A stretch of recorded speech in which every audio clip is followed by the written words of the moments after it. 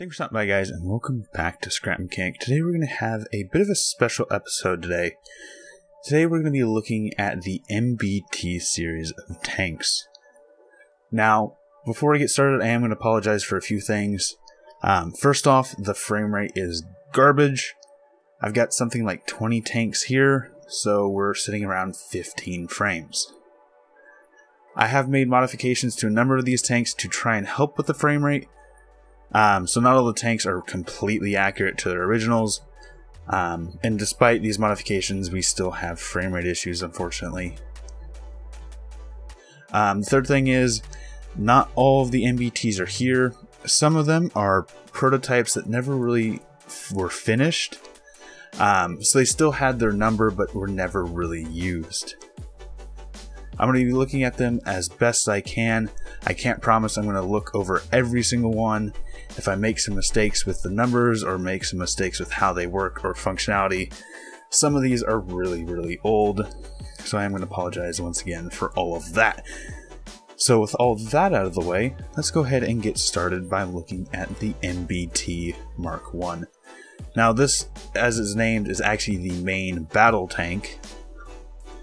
And this uses a really old cannon design, which I always referred to as the bearing glitch spring cannons. So the idea is you have these two locking arms which rotate up.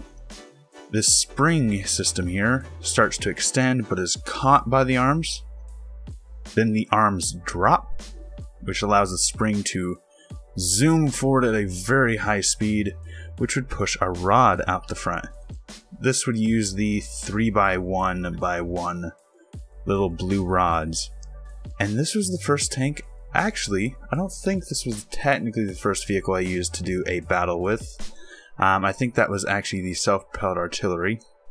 However, this was the first MBT to be used in battle. I should also note that I'm not going to be covering side vehicles such as like the APCs or the, like I said, the self-propelled vehicles. So the next tank is the Mbt Mark II. This was after pistons were released. So the idea is you have a stack of pistons here. The round would get loaded just in front of it, and when you press the button, the pistons would extend and fire the round out the front. This vehicle did have a really nice aiming sight, which allowed for really accurate firing once you had stopped moving. Now you could also fire this from the seat if you wanted to. You did have controls if you did want to aim while standing. A lot of my early tanks had a control panel that you could aim while standing. The majority of my new ones don't, because you're usually firing from the seat. Alright, and moving on to the Mbt Mark III. Now originally this tank was supposed to have two seats, a driver and a gunner. However, it was later modified to only have a gunner seat, which also operated as the driver. A few things about this. This is the first tank to have a turret. If I hop into it. It was also the first tank to use my standardized controls for the turret. 1 is left, 2 is up, 3 is down, 4 is right, 5 fires the main gun. And there is no aiming machine guns because this was before Spud Guns were a thing. Now in the Mark II, the pistons were behind the round. In this version, they're actually below the whole barrel, which allowed me to get a bit more power under there. The Mark IV took that same cannon design and rotated it on its side. This one I did have to remove the pistons for frame rate issues, so they would normally be here. But once again, it used the same aiming sights and the same turret controls with a much faster aiming system. Now, a lot of these early tanks used controllers for aiming up and down. This one used it for left and right. This one uses controllers to aim up and down, but uses electric engines for left and right, allowing me for a much higher speed turret. And on to the next tank, the Mark V. Now, at this point, the Spud Guns, I do believe, had been released. I am not 100% sure. But the explosive canisters had been announced. So using screenshots and things of that nature, we decided to try and build a tank that could use them. So if we come back here, this is a much bigger vehicle because they had much bigger rounds. And rather than having you stand out of the top of the turret like some of the older tanks, you actually had a hatch to climb into. So hopping down into the turret. This used a 3-stage piston cannon, so this is a new sort of tech. The idea is you'd load the round in here, you'd press the black button which would push it into the barrel, loading it completely, and then you could fire it. Now, instead of just zooming forward, it would push forward slightly to get the physics between the rammer and the round to kind of connect. But once it started to push the round, then it'd launch forward, lobbing it. Now, technically, this was the first tank that could launch an explosive canister. However, it never really did, because by the time that the explosive canisters were released, I had already built newer tanks. That is the same story with the Mark 6. It never actually really launched canisters because at that time we had gone down to, I think, the Mark 9 before canisters were actually released. I'm not going to go into the Mark 6 because it is essentially the Mark 5 with a bigger gun. The issue with that, though, is the actual force that this cannon could put out was enough to cause the canister to detonate. So oftentimes the canister would detonate on the barrel, killing the tank pretty much instantly. But once again, like I said, this is before canisters were out, so we were basically building tanks blind for a while. The Mark 7, this is a big tank. Let's go ahead and hop into it. This was the first tank to use what we've kind of referred to, or as I've always referred to them as what the fuck cannons, or also bearing glitch cannons. This one in particular being a standard 2-bearing glitch cannon. So the idea is you take a Spud Gun, you place cardboard here, and load the round behind it. As you would fire, these little arms would press against the round, and then the Spud would fire, releasing the tension that had built up, shooting the round downrange. These were extremely powerful cannons. They were, for the most part, compact. You did have to worry about the arms swinging around. You did have to make room for that. But these cannons could also have a significant amount of recoil if you weren't careful. Onto the Mark 8. So the Mark 8 uses a similar cannon design with a much smaller turret, because I was getting a lot of complaints about the turret size. Hopping in here. This uses essentially the same cannon, just stripped down to make it smaller. And some interesting features with this, it does have a sort of range finding / aiming system. So if you look on the side there, there is a Spud Gun used to aim and range.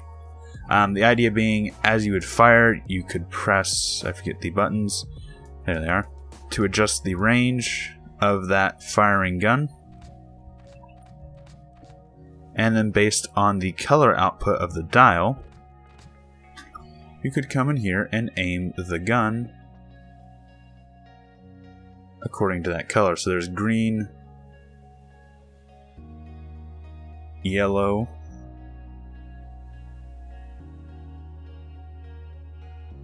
orange, and then finally red, which is a ways down. Red was kind of the max range of the gun. How accurate this little aiming system was is debatable. It really never saw use, and was replaced not too long after. So onto the Mark 9, also known as the Proto-Titan. Up until this point, a lot of the tanks didn't have names, they were just known by their number. The Proto-Titan was the first to have a name. Now if we can find our way in, there's our step.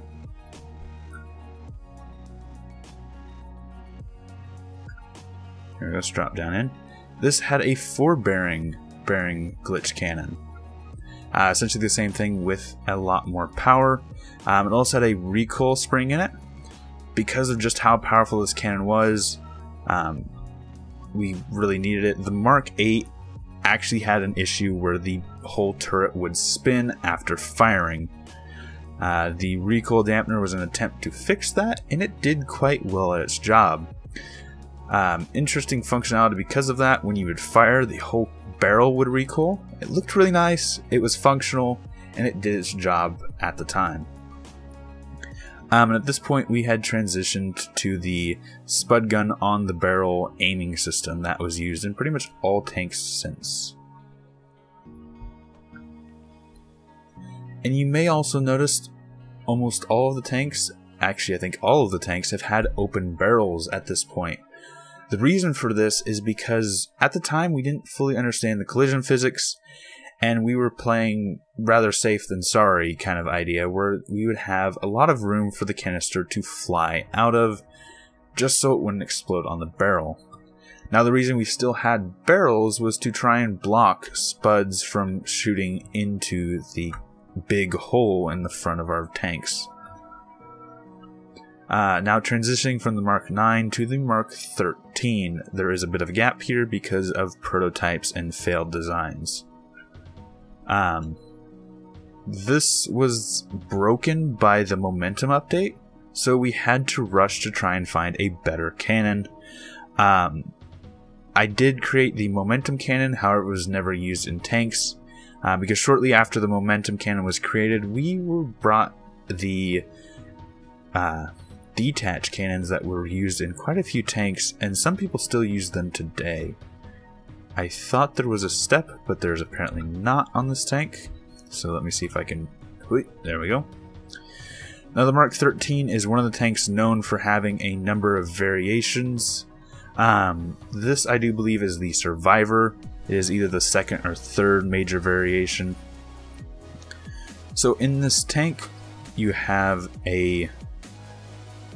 I guess you could say just a cardboard slab which is attached to these 4 blocks in the corners, and how it would fire was to destroy these 4 blocks, which would mean this cardboard is an independent piece now, and then it would destroy the rest of the cardboard, sending the round that was attached downrange.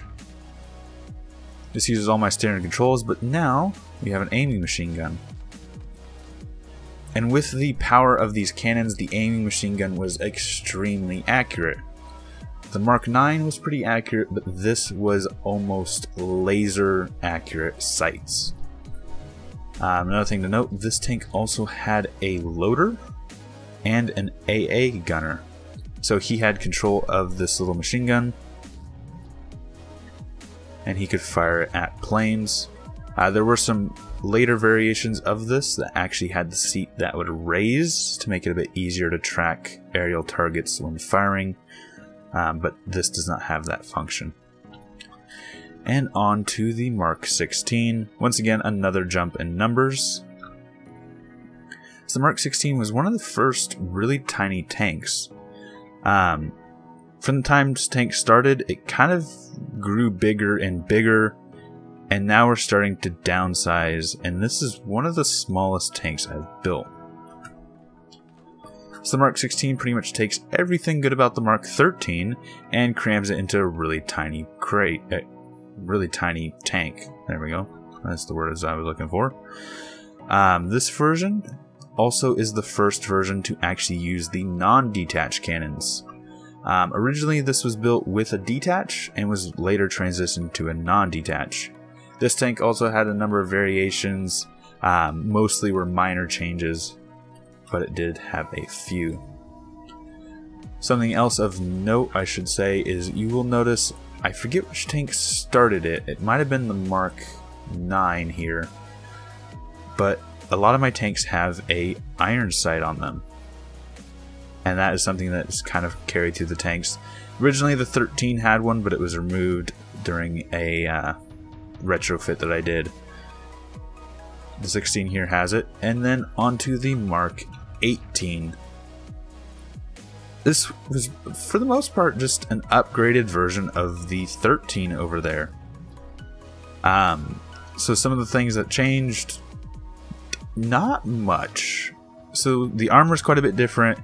The aesthetics a little bit different. This has a lot more rounded edges, where the 13 had sharper edges. And once again, we keep the loader gunner situation, and this guy does in fact raise like some of the versions of the 13 had. So this way it's a lot easier to track moving air targets.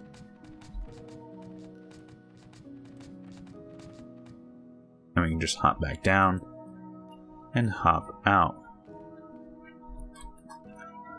So the Mark 19, this is an interesting tank. This is technically a prototype, however it is fully ready for battle. That's really the only reason it is here.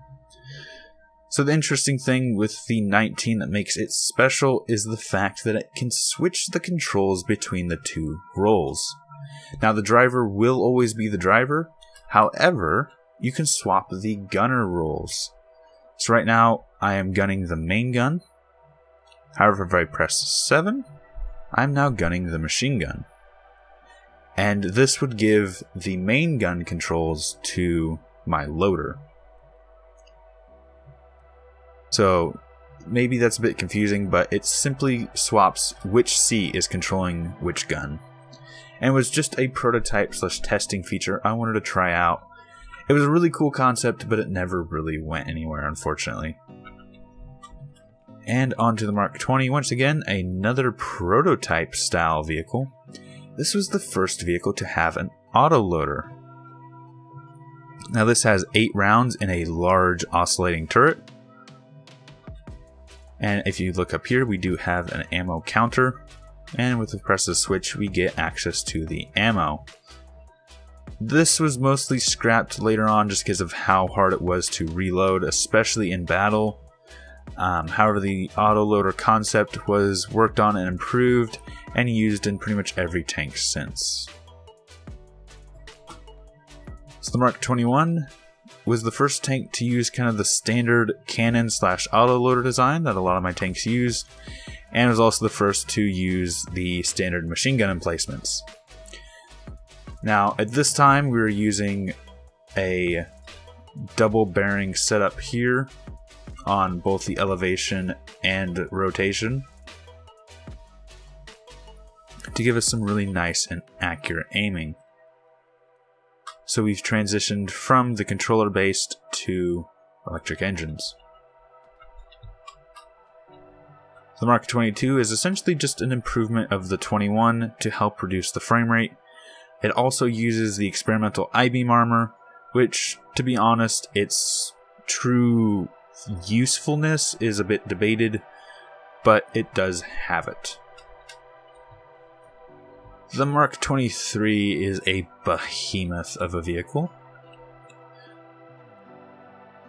Now, originally this was supposed to have a 6-round autoloader, however, because of frame rate reasons, it was lowered to the standard 4 rounds. This is one of the first and one of the few heavy tanks I built. It does have the loader, however, it does not have the AA gunner, so this is purely a loader seat. Let's go ahead and look at it a little bit more. And because of the weight and the frame rate issues, it does have the torsion bar suspension, which I really can't look at because this is welded to the ground. So this does use a torsion bar suspension to help with some of this weight management and the frame rate issues.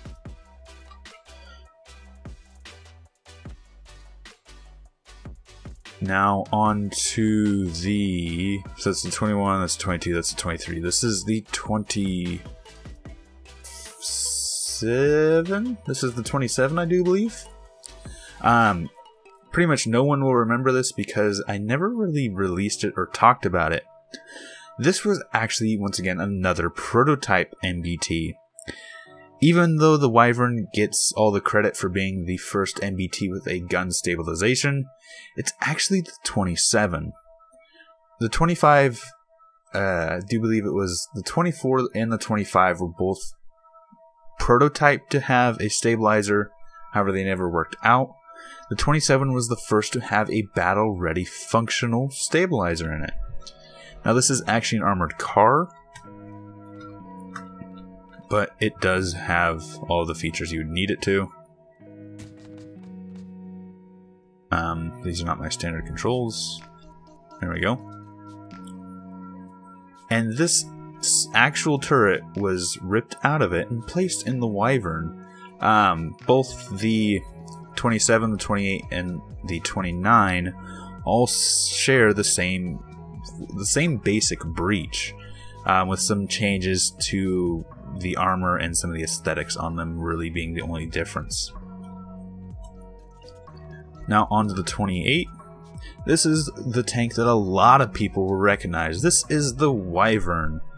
A lot of people recognize this as the first tank with a stabilizer, but like I said, technically the 27 was that tank.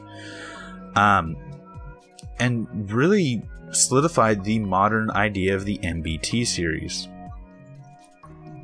Now there are a number of variations of this, including the Drake being the major one, which had a 20mm.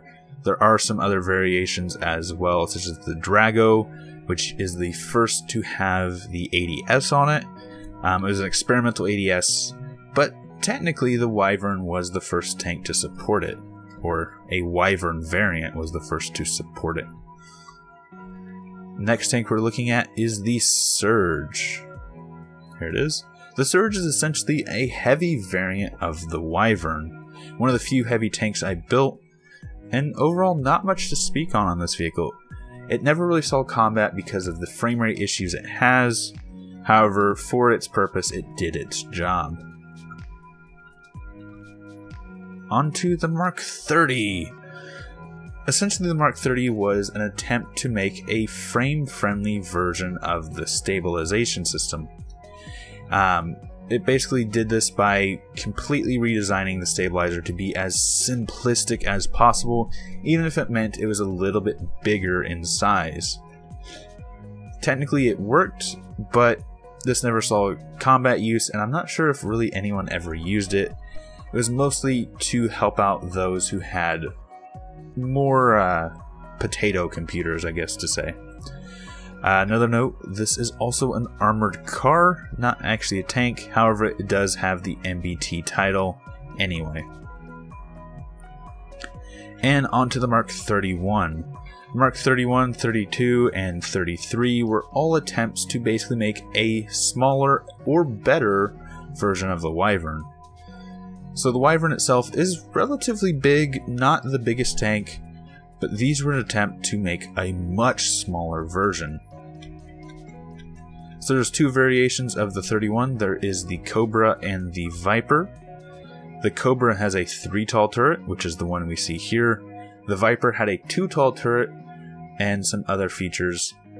However, I prefer the Cobra here simply because it's a bit safer. The Viper had some issues where you could actually get shot from above with a Spud Gun and you were pretty much dead.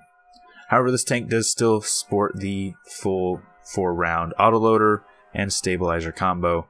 The aiming machine gun's a bit annoying to use, however it is still there. The Mark 32 Lynx. This was, well, pretty much the epitome of tiny tank at the time. This actually used the Viper turret with some modifications. The Viper turret originally did not have this mesh on the top, but this version did to help with the whole issue I was talking about before, getting shot from the top, and a much smaller tank chassis. Now, this never really saw combat, I don't think, but it was still a fun build and an interesting build to just see what the limits were for small tanks. On to the Mark 33, known as the Gecko. A lot of people will not remember the Gecko because it was a complete failure. This was an attempt to make a much smaller and much more compact version of the Wyvern, and it pretty much failed in every way. It looks quite nice, but its functionality in combat is awful, and we're just gonna kind of skip past it now. On to the 34, I do believe. the 34 Goblin was the first tank to officially have an ADS on it. While the Drago, the Drago had an ADS on it technically, this is the first tank purpose-built to house an ADS. It is also the first tank to use the darker camo type.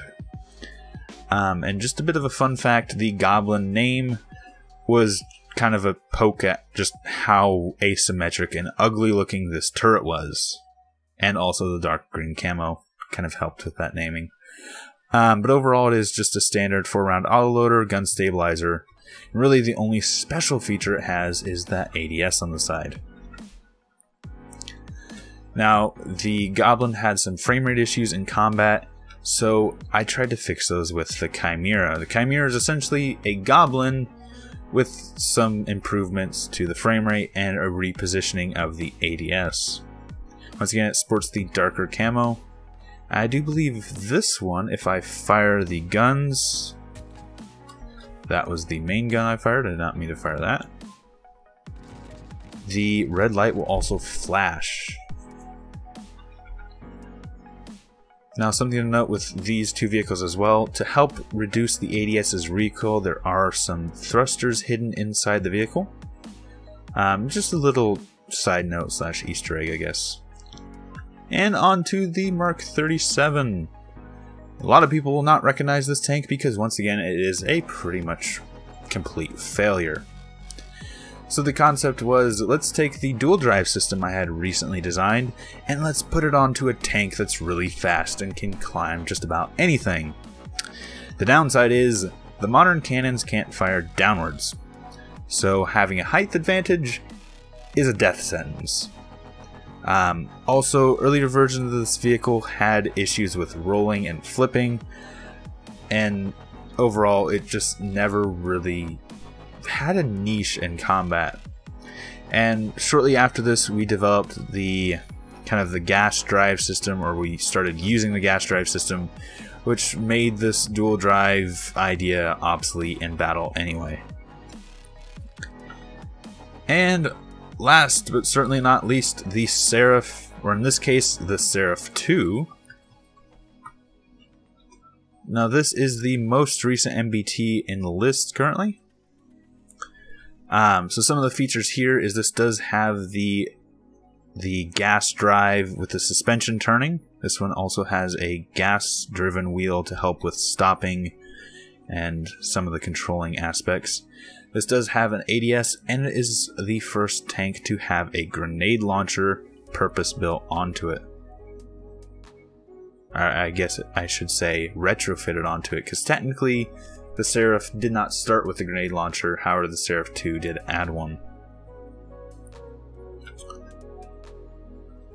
So hopefully you guys did enjoy this video. Once again, I apologize for the frame rate. Let's go ahead and take a quick look down memory lane at all of my tanks. I know I didn't get as much time as I'd want to look at every single tank with a very close eye, but there are just so many.